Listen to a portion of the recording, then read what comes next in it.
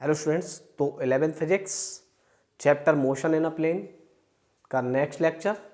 और हमारा जो लेक्चर चल रहा है पिछले 2 वीडियो से वो चल रहा है सर्कुलर मोशन का। ठीक है, तो सर्कुलर मोशन में ठीक है हम अब तक पढ़ चुके हैं कि लीनियर वेलोसिटी क्या होती है, एंगुलर वेलोसिटी क्या होती है, लीनियर डिस्प्लेसमेंट क्या होता है, एंगुलर डिस्प्लेसमेंट क्या होता है, और हमने एक टर्म्स भी इसमें पढ़ लिया है जो एक्सीलरेशन के। सर्कुलर मोशन में कितने टाइप के एक्सीलरेशन होते हैं। ठीक है, तो लास्ट वीडियो में हमने किया था कि सर्कुलर मोशन में हमारे जो एक्सीलरेशन होते हैं वो 4 टाइप्स होते हैं। One is centripetal acceleration, second is tangential acceleration, third is net acceleration, net का मतलब टेंजेंशियल और सेंट्रीपिटल का नेट एक्सीलरेशन, और 4 टाइप का होता है हमारा एंगुलर एक्सीलरेशन। ठीक है, तो लास्ट लेक्चर में हमने इन सेंट्रीपिटल, टेंजेंशियल और ए नेट के बारे में डिस्कस किया था। आज उससे करेंगे आगे। ठीक है, तो अगर आपने वो वीडियो नहीं देखा है तो आप उस वीडियो को देख कर आएँ और वहाँ से समझ कर आएँ कि सेंट्रीपिटल एक्सीलरेशन क्या होता है, क्या उसकी डायरेक्शन होती है, कैसे फाइंड करते हैं, फॉर्मूला क्या है, टेंजेंशियल क्या होता है, उसकी डायरेक्शन क्या है, कैसे फाइंड कर सकते हैं, और उनका फिर नेट कैसे निकालते हैं। ठीक है, तो स्टार्ट करते हैं अपना lecture motion in a plane का सर्कुलर एक्सीलरेशन। ठीक है, तो लेट्स स्टार्ट।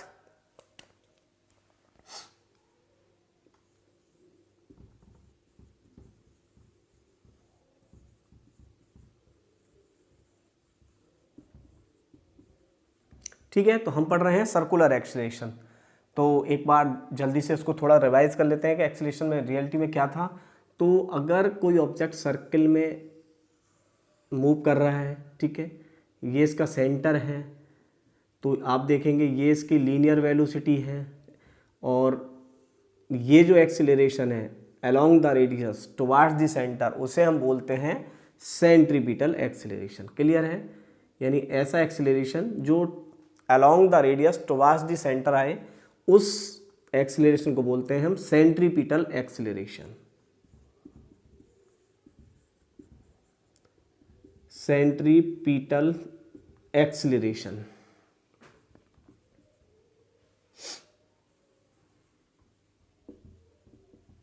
क्लियर है? इसका फॉर्मूला कैसे निकालते थे? इसका फॉर्मूला निकालते थे हम A C is equal to V square upon R, या फिर A C is equal to are omega square. Clear? इस तरह से हम इसका फॉर्मूला फाइंड करते थे। अच्छा, डायरेक्शन कैसी होती थी? डायरेक्शन आपको पता है along the radius toward centre. तो डायरेक्शन की बात करें तो डायरेक्शन होती थी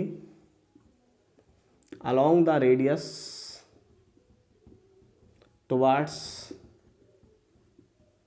center। क्लियर था? चलिए जी, एक और सेकंड टाइप का पढ़ा था हमने जिसे हम बोलते थे टेंजेंशियल एक्सीलरेशन। ऐसे करके, ठीक है। इसमें क्या, ये कब आता था? ये आता था आपका टेंजेंशियल एक्सीलरेशन अगर वेलोसिटी का मैग्नीट्यूड चेंज होता हो। अगर वेलोसिटी का मैग्नीट्यूड चेंज होता हो तो उस कंडीशन में हमारे पास आता था tangential acceleration. Magnitude of velocity को क्या बोलते हैं? रियलिटी में स्पीड होती है। ठीक है, तो अगर ये चेंज हो तो उसकी वजह से जो एक्सेलरेशन आता है वो आता है टेंजेंशियल एक्सेलरेशन। क्लियर है? इसकी डायरेक्शन क्या होती थी? इसकी डायरेक्शन होती थी कि अगर v इंक्रीज कर रही है तो ये अलोंग द v होता था, और अगर v डिक्रीज कर रही है तो ये इस b के जस्ट अपोजिट डायरेक्शन में होता था। क्लियर है? ये वाला केस v डिक्रीज, ये वाला केस b इंक्रीज। फाइंड कैसे करते हैं? A t is equal to d mod v upon d t. Clear था? चलिए, थर्ड जो था, थर्ड हमारा आता था इन दोनों का नेट। यानी अगर ये, ठीक है, सपोज करो कि ये कंडीशंस है आपकी,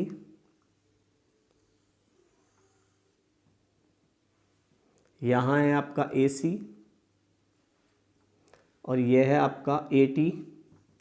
तो आपको पता है इन दोनों का नेट इस डायरेक्शन में आएगा, यानी इन दोनों की डायरेक्शन से अलग आता है इनका नेट। और या तो हम एंगल इसको ले लेते हैं या फिर इसको लेते हैं, ठीक है, किसी को भी एंगल ले सकते हैं। तो अगर हम इसकी डायरेक्शन की बात करें तो tan अल्फ़ा, और ये वाला इधर शिफ्ट कर देंगे ऐसे, तो AC उधर शिफ्ट हो गया, तो tan alpha is equal to AC/AT, ये होती थी इसकी डायरेक्शन। और अगर हम रेडियस के अलोंग लेना है तो फिर हम लिखते थे AT/AC, ठीक है। ये दोनों कंडीशन हो सकता है। अगर आप इसके अलोंग लेंगे, इसे मान लीजिए बीटा, तो आप tan beta is equal to लिख सकते हैं AT/AC, ठीक है। ये आपके ऊपर है कि अलोंग द रेडियस ले रहे हैं या अलोंग द टेंजेंट ले रहे हैं। तो ये नेट होता था। नेट निकालते कैसे हैं, नेट का मैग्नीट्यूड कैसे निकालना है, तो नेट का मैग्नीट्यूड निकालते हैं आप A net is equal to root AC square plus AT square, ठीक है, क्लियर है। ये कब आएगा, जब ये तभी आएगा जब इनका पूरा मैग्नीट्यूड चेंज हो, यानी मैग्नीट्यूड भी चेंज हो, मैग्नीट्यूड प्लस डायरेक्शन, ठीक है, तभी आपका ए नेट मिल सकता है आपको, जब मैग्नीट्यूड और डायरेक्शन दोनों चेंज हों, ठीक है। भाई आपको समझ में आ रहा है कि अगर मैग्नीट्यूड चेंज ना हो तो जो ए नेट है वो केवल AC के बराबर रह जाएगा, ठीक है। AC तो रहना ही रहना है, क्योंकि सर्कुलर मोशन है तो AC का तो होना कंपलसरी है, क्योंकि B की डायरेक्शन ऑलवेज चेंज होगी, तो AC आपको मिलेगा। AT की कंडीशन है कि अगर मैग्नीट्यूड चेंज होता है तो AT होगा, अदरवाइज नहीं होगा। इससे फिर इसको निकाल लेते हैं, ठीक है। तो ये चीज़ क्लियर हो गई आपकी। 3 टाइप के एक्सेलरेशन थे, और AC AT magnitude plus direction ये दिखा दिया मैंने आपको चेंज करके। चलिए जी, और इसका फॉर्मूले की बात करें तो इसका फॉर्मूला आप लिख सकते हैं ए नेट, ये इससे निकाल लेते हैं, इसको बोलते हैं हम dV/dt, ठीक है, यानी डायरेक्शन और मैग्नीट्यूड दोनों चेंज होने चाहिए। क्लियर है, चलिए आगे बढ़ते हैं।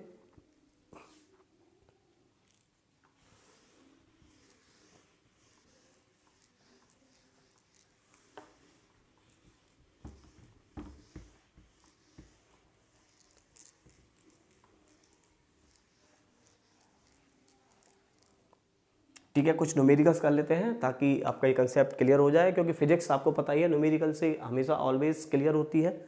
तो 1-2 न्यूमेरिकल्स ले लेते हैं इस टर्म पर और ये आपका कंसेप्ट क्लियर हो जाएगा। तो देखिए, सपोज कीजिए let V is equal to 3T, ठीक है, V is equal to 3T और R is equal to 4 metre. आपसे पूछा find AC, AT and A net. Clear है, तीनों चीज पूछ ली, AC, AT and A net. AC centripetal acceleration, AT tangential acceleration, A net इन दोनों का नेट। चलिए जी, फाइंड AC। अब AC का फॉर्मूला हमें पता है, AC का क्या फॉर्मूला है, और टाइम भी चाहिए कभी हमें, टाइम और ले लेते हैं एट टाइम 2 सेकेंड, ठीक है। 2 सेकेंड पर हमें ये चीज़ फाइंड करनी है भाई, जब भी तो आएंगे, टाइम की नीड पड़ेगी। तो देखिए V की वैल्यू लिख लेते हैं यहाँ से, 3 × 2 दैट इज 6 मीटर पर सेकेंड स्क्वायर। क्या मीटर पर सेकेंड, भाई वेलोसिटी है तो मीटर पर सेकेंड है, एक्सेलरेशन करेंगे तो मीटर पर सेकेंड स्क्वायर कर लेंगे। चलिए जी, क्लियर। अच्छा, AC निकालना है तो AC का आपको फॉर्मूला पता है, क्या है, V²/R। तो 6 × 6/4, 6 6 36 / 4 दैट इज 9 मीटर पर सेकेंड स्क्वायर। क्लियर हो गया, एक्सीलरेशन आ गया, 6 6 36 दैट 4 9 मीटर पर सेकेंड स्क्वायर। चलिए जी, AT की बात करते हैं। AT कैसे निकलता है, AT निकलता है D mod B/dt, यानी B का डिफरेंशिएट करें, अगर B का डिफरेंशिएट करोगे तो 3 आ जाएगा। अब T है ही नहीं तो T की ज़रूरत ही नहीं रखने की, तो इसकी ये हो गया आपका 3 मीटर पर सेकेंड स्क्वायर। अब बात करते हैं A नेट की।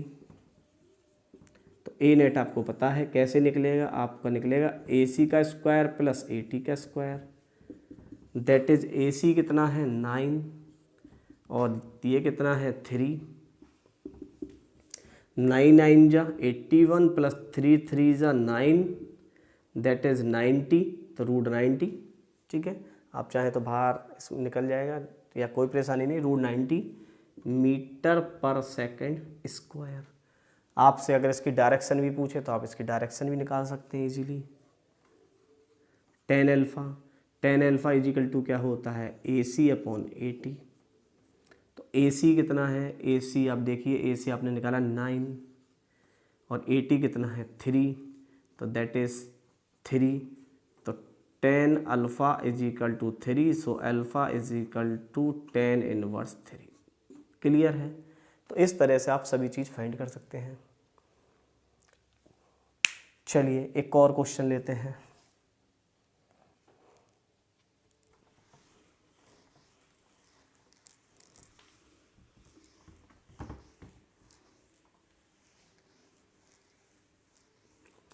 ठीक है, कंसेप्ट क्लियर होना चाहिए। न्यूमेरिकल्स तो मैं बार बार यही बोलूँगा कि न्यूमेरिकल्स तो आप कितने भी कर लीजिए, न्यूमेरिकल्स के लिए तो अनलिमिटेड न्यूमेरिकल्स होते हैं हमारे पास।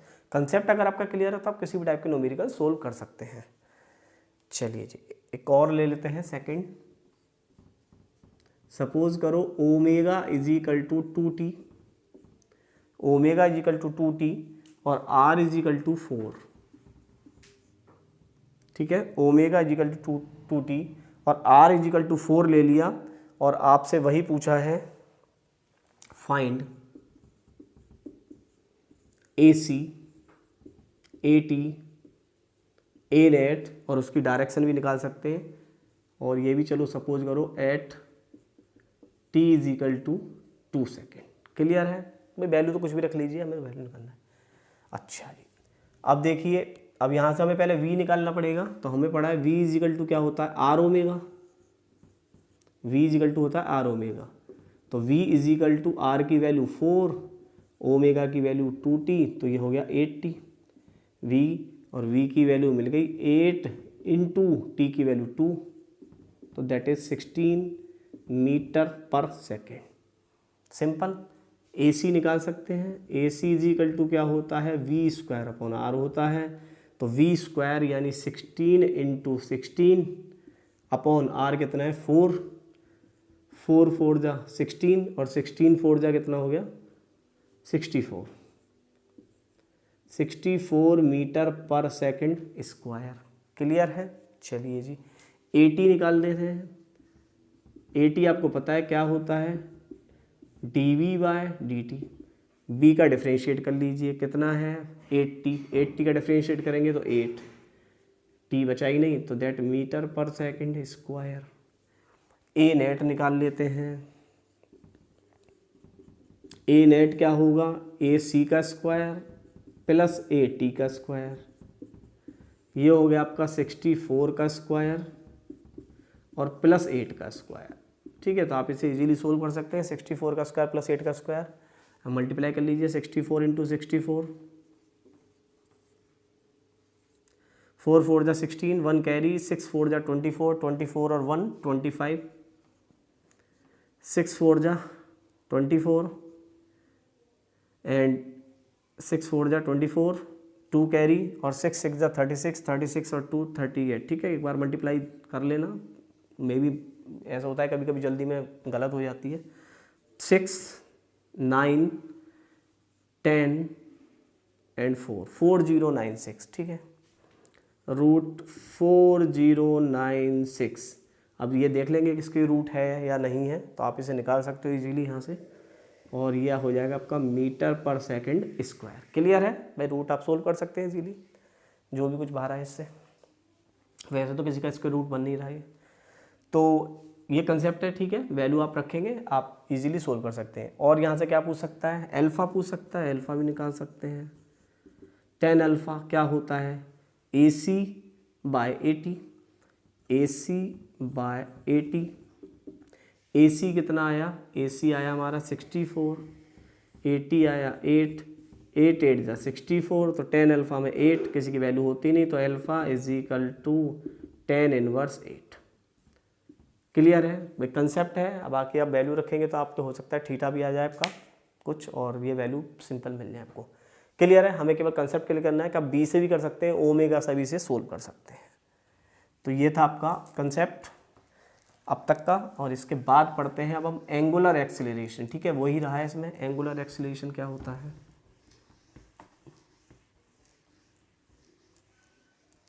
तो आपके तीनों तरह के एक्सीलरेशन क्लियर हो गए और लास्ट बचता है इसमें एंगुलर एक्सीलरेशन।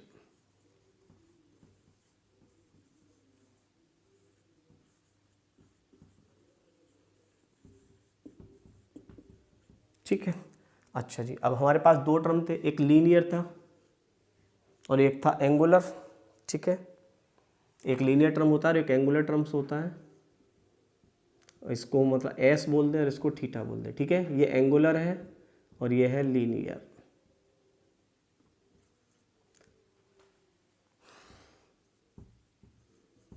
चलिए जी, ये क्या होता था, इसका डिस्प्लेसमेंट, और ये क्या होता था, एंगुलर का डिस्प्लेसमेंट। ठीक है, ये इसका डिस्प्लेसमेंट और ये इसका डिस्प्लेसमेंट। अच्छा, लीनियर में अगर हम बात करें तो हमारी होती थी v और इसमें होता है ओमेगा।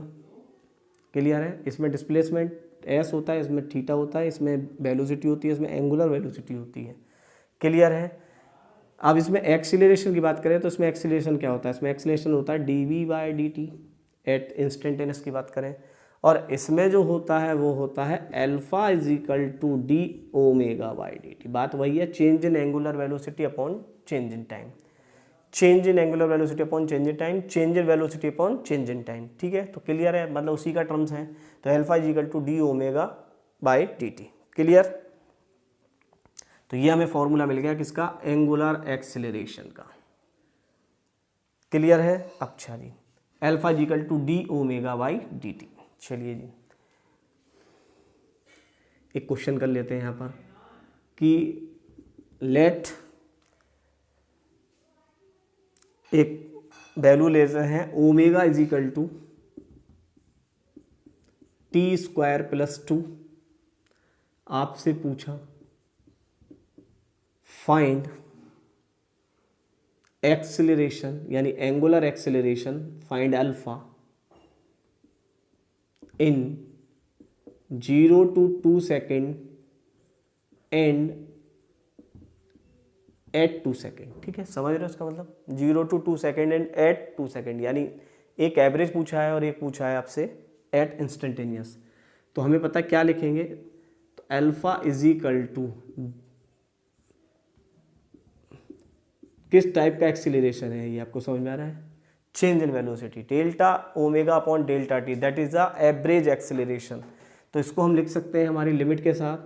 तो अल्फा इज इक्वल टू हमें चाहिए ओमेगा 2 से ओमेगा 0 अपॉन t2 से t2 0। क्लियर हो गया। ओमेगा 2, यहाँ t की वैल्यू 2 रख दीजिए, तो 2 2 = 4 + 2 दैट इज 8। यहाँ t की वैल्यू 0 रख दीजिए, तो ये हो गया 0 that is 2, 2 - 0 that is 6/2 that is 3 रेडियन/सेकंड²। आ गया समझ में, क्योंकि ओमेगा की जो यूनिट होती थी वो क्या थी, रेडियन पर सेकंड, तो इसकी क्या होगी, रेडियन/सेकंड²। अच्छा, इंस्टेंटेनियस की बात कर ले तो alpha is equal to D ओमेगा/dt। तो इसका डिफरेंशिएट कर दें तो इसका डिफरेंशिएट 2t हो गया, t के प्लेस पर 2 पुट कर दें तो दैट इज 2 2 = 4, तो ये हो गया 4 रेडियन/सेकंड²। क्लियर है, अल्फा मिल गया हमें। तो ये मिल गया आपको इंस्टेंटेनियस और वो मिल गया आपको एवरेज। ठीक है, इसको हम बोल सकते हैं दैट इज इंस्टेंटेनियस और ये है आपका एवरेज। क्लियर है। तो इस टाइप के क्वेश्चंस आप कर सकते हैं इजीली। अब एंगुलर एक्सीलरेशन क्या होता है, एंगुलर एक्सीलरेशन होता है alpha is equal to D ओमेगा/dt। ये इंस्टेंटेनियस है, या alpha is equal to delta ओमेगा/डेल्टा टी। यूनिट समझ में आ रही है, यूनिट क्या होती है इसकी, यूनिट होती है रेडियन/सेकंड²। क्लियर है।